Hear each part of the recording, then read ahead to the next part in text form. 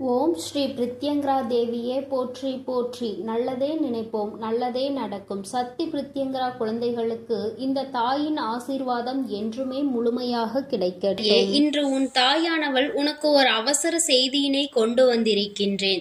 என் பிள்ளையே, நீ என்னை தள்ளிவிட மாட்டாய் என்ற நம்பிக்கையில் நான் உன்னோடு பேசுவதற்காக வந்திருக்கின்றேன்.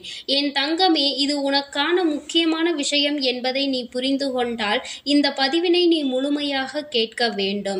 என் பிள்ளையே, உன்னுடைய வாழ்க்கை துணை பற்றிய ஒரு உண்மையை தான் இன்று உன் தாயானவள் உன்னிடத்தில் சொல்வதற்காக வந்திருக்கின்றேன். என் தங்கமே, இது ஒரு ரகசியம் என்றும் சொல்லலாம், உனக்கு தெரியக்கூடாது என்று நினைத்த விஷயம் என்றும் சொல்லலாம்.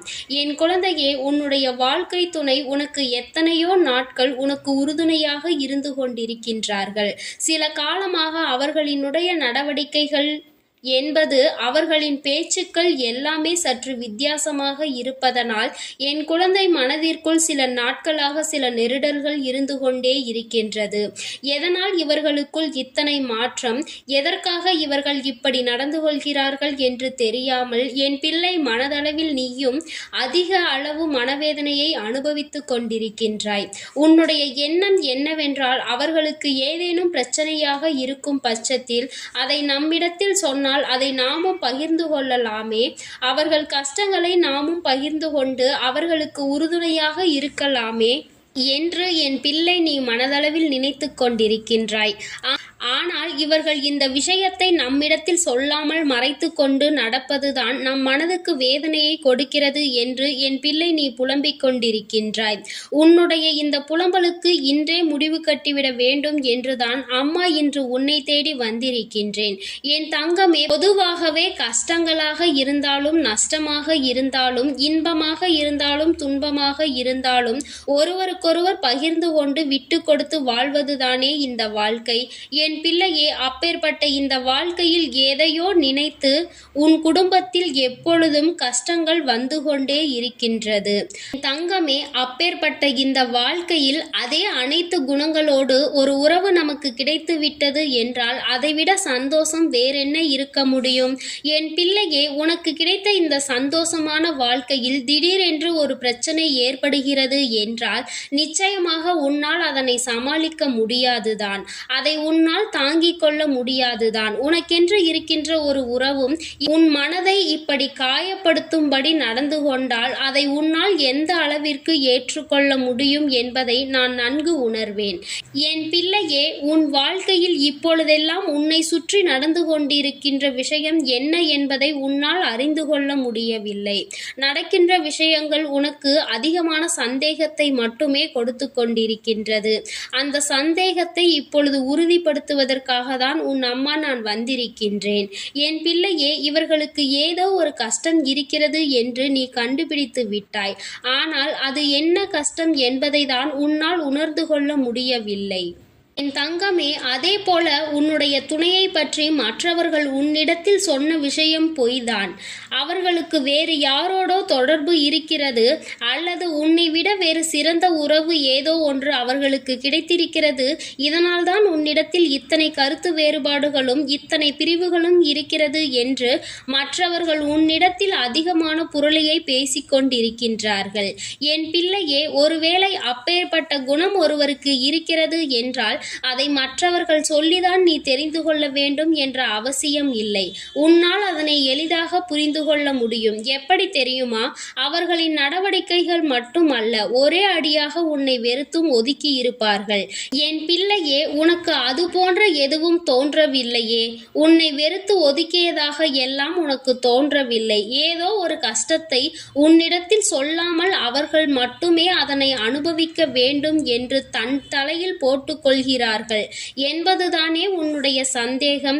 என் பிள்ளையே, அப்பேற்பட்டவர்களினுடைய இந்த மனநிலையை நீ தெரிந்து கொள்ள வேண்டும் என்றால் நிச்சயமாக இந்த தாயானவள் என்னுடைய இந்த வாக்கு உனக்கு மிக பெரிய உதவியை செய்யும். என் பிள்ளையே, அம்மா நான் உனக்கு வெளிப்படையாக சொல்கின்றேன், இவர்கள் மனதில் இருக்கின்ற எண்ணம் என்னவென்று, எதனால் இவர்கள் இப்படி நடந்து கொள்கிறார்கள் என்று. குடும்பத்தில் எத்தனை பிரச்சனைகளாக இருந்தாலும் அதை அவர்கள் மட்டுமே சமாளித்துக் கொண்டிருக்கின்றார்கள். அவர்களினுடைய இந்த நடவடிக்கைகளுக்கு காரணம் இது ஒன்றே முக்கிய காரணமாக இருக்கின்றது. என் பிள்ளையே, நான் சொல்வது உனக்கு இப்பொழுதாவது புரிகிறதா? என் குழந்தையின் மனதில் இருக்கின்ற எண்ணமும் அவர்களினுடைய எண்ணமும் சரியானதா என்று அம்மா சொல்கின்றேன். என் பிள்ளையே, உன்னுடைய வாழ்க்கை துணை சில நாட்களாக இப்படிப்பட்ட எண்ணங்களோடுதான் சுற்றி திரிந்து கொண்டிருக்கின்றார்கள். அதற்கு ஒரே ஒரு காரணம் என்ன தெரியுமா? குடும்பத்தில் இருக்கின்ற சுமை அவர்களுக்கு அதிகமாகிவிட்டது. அதாவது அதிகமாக பொருளீட்ட வேண்டிய கட்டாயம் அவர்கள் வாழ்க்கையில் ஏற்பட்டு விட்டது. இன்னமும் அதிகமாக நாம் இந்த குடும்பத்திற்காக உழைக்க வேண்டும். என் பிள்ளையே, நான் சொல்வது ஆணுக்கு என்று நீ நினைத்து விடாதே. என் குழந்தையே, இன்றெல்லாம் எத்தனையோ பெண்கள் தன் குடும்ப பாரத்தை தூக்கி சுமக்கின்றார்கள். அவர்களுக்கும் அம்மாவின் வாக்கு பொருந்தும் என்பதை மறந்துவிடக் கூடாது.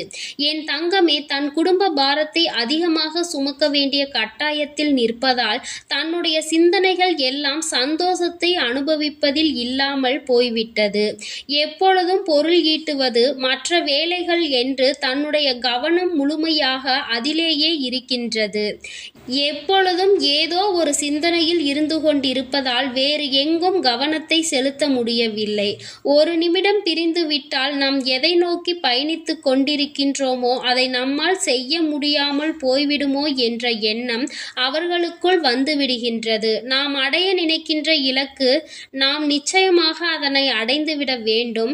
நாம் அடைய நினைக்கின்ற குறிக்கோள் இதை அடைந்துவிட்ட பிறகுதான் நாம் இந்த வாழ்க்கையில் எந்த ஒரு மற்ற செயல்களையும் செய்ய வேண்டும் என்று அவர்கள் நினைக்கின்றார்கள். என் பிள்ளையே, அப்படி நினைக்கின்ற இந்த நேரத்தில் என் குழந்தை, நீ அதனை முழுமையாக புரிந்து கொள்ள வேண்டும். அதுவே இங்கு அதிமுக்கியமான விஷயமாக இருக்கின்றது.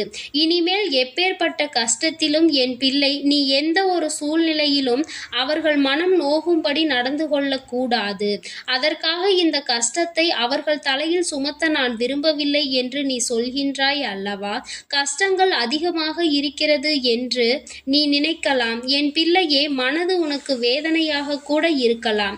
ஆனால் உன் தாயானவள் நான் சொல்வது மட்டுமே உண்மையாகும்.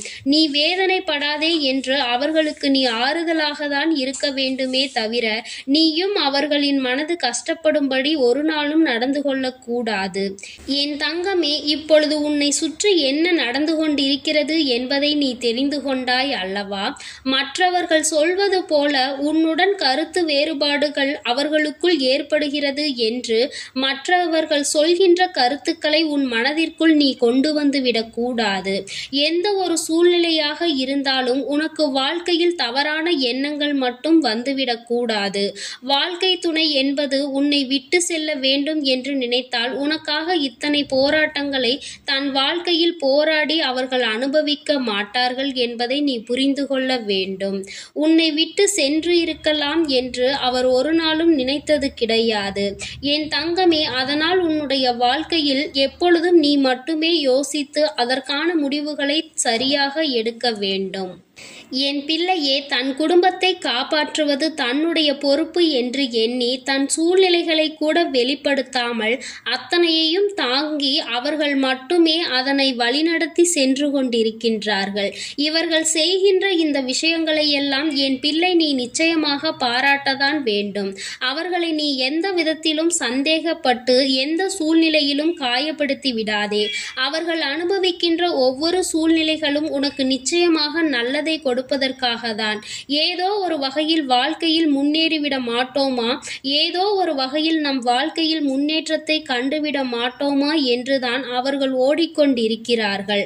அவர்களை இந்த கஷ்டமான சூழ்நிலையில் இருந்து மீட்டெடுத்து விட நீதான் அவர்களுக்கு உறுதுணையாக இருக்க வேண்டும். என் தங்கமே, உன்னுடைய எண்ணங்கள் எப்பொழுதுமே நேர்மறையான எண்ணங்களாக மட்டுமே இருக்க வேண்டும். எதிர்மறையான எண்ணங்களை உன் மனதில் இருந்து முதலில் தூக்கி எறிந்துவிடு. அவர்களினுடைய கஷ்டங்களை நீ உணர்ந்து அவர்களுக்கு எப்பொழுதும் உறுதுணையாக இருக்க வேண்டும். உன்னால் முடிந்த உதவிகளை மட்டும் அல்லாமல் உன்னால் முடிந்த ஆறுதலையும் அவர்களுக்கு கொடுக்க வேண்டும். உன்னோடு நான் இருக்கிறேன் என்ற நம்பிக்கையை கொடுக்க வேண்டும். என் பிள்ளையே, நீ வெளிப்படையாக எதையும் சொல்லி தெரிய வேண்டும் என்ற அவசியம் கிடையாது. நம்முடைய துணை நமக்காக எப்பொழுதும் இருக்கிறார்கள் என்பதை மட்டும் தெளிவாக உணர்ந்தால் போதும். உனக்காக உழைக்கின்ற மனிதரிடம், உனக்காக உழைக்கின்ற பெண்களிடம் சென்று நீ எதற்காக இப்படியெல்லாம் செய்தாய் என்று சந்தேகப்படாமல் அந்த தவறை மட்டும் ஒரு நாளும் நீ செய்து விடாதே.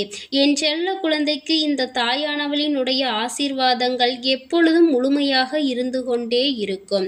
என் தங்கமே, அதனால் நீ எதற்காகவும் கலங்காதே, எதை நினைத்தும் வருந்தாதே. நீ நல்லதையே நினைத்தால் உன் வாழ்வில் எல்லாம் உனக்கு நல்லதாக மட்டுமே நடக்கும். என் அன்பு குழந்தைக்கு இந்த சக்தி பிரித்யங்கராவின் அன்பும் ஆசீர்வாதமும் முழுவதுமாக கிடைக்கும். ஓம் ஸ்ரீ பிரித்யங்கரா தேவியே போற்றி போற்றி. ஓம் ஸ்ரீ பிரித்யங்கரா தேவியே போற்றி போற்றி.